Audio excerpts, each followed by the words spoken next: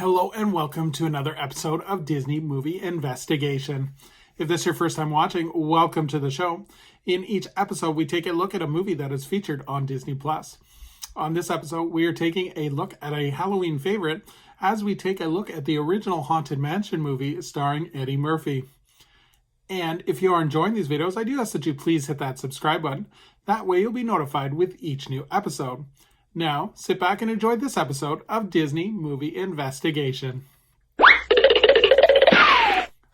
So today we are covering The Haunted Mansion. This movie was released on November 26, 2003. It was directed by Rob Minkoff. It was based on the Haunted Mansion attraction by Walt Disney, and the screenplay is written by David Branabaum. The production company was Walt Disney Pictures, and it was distributed by Buena Vista Distribution. The budget for this movie was $90 million, and it did a box office return of $182.3 million. So in terms of the production history, in January of 2002, Walt Disney Pictures had greenlit a movie based on the Disney park attraction, The Haunted Mansion. The original concept was to have the script based in the Walt Disney World version, and the film to be set in upstate New York. However, producers decided to go back to the original Haunted Mansion in Disneyland, which is set in New Orleans. The film was shot at the Stable Ranch in Santa Clara, California. So in terms of the cast, so we have Eddie Murphy, who plays Jim Evers, Terrence Stamp, who plays Ramsley, Nathaniel Parker plays Master Edward Gracie, Marissa Thompson plays Sarah Evers, Jennifer Tilly plays Madame Leota, Wallace Shawn plays Ezra, Dinah Silby plays Emma, and the Disneyland's own Dapper Dans play the singing bus. So in terms of the plot, real estate agent Jim Evers and his wife Sarah are always busy and barely have time for their two children. But their workaholic lives are turned upside down when they are summoned to a massive mansion owned by one Edward Gracie in an attempt to sell it. However, their plans are pushed aside when they stay for the night, and Jim and the kids explore the house. They quickly discover the mysterious curse has engulfed the house for years. And Jim also discovers there is a connection to his wife and Gracie's lover. Now, Jim must work to uncover the mystery and get his family out of the house.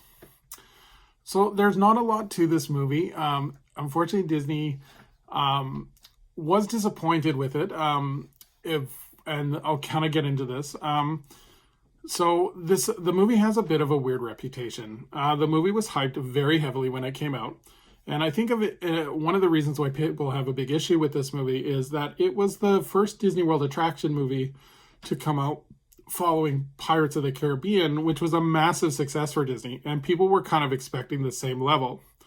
I don't think this movie was ever going to follow that because they're two totally different things.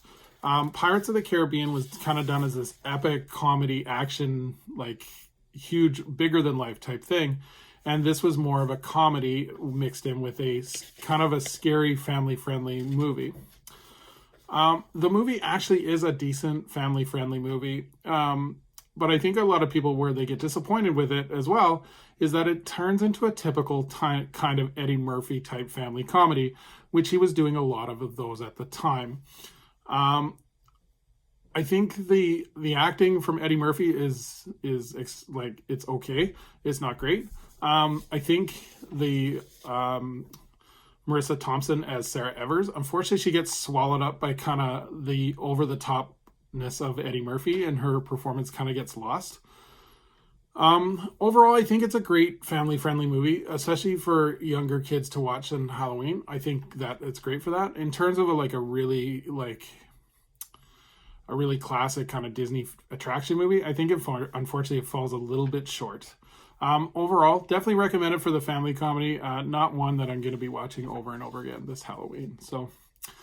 So thank you so much for joining us here on Disney Movie Investigation. I would love anyone to please leave a comment below on what they think of the original Haunted Mansion movie. And as we look forward into our next episode, we're going back into the 80s as we look at a horror favorite when we look at Predator. So until next time, I hope you have a magical day, and we will see you real soon.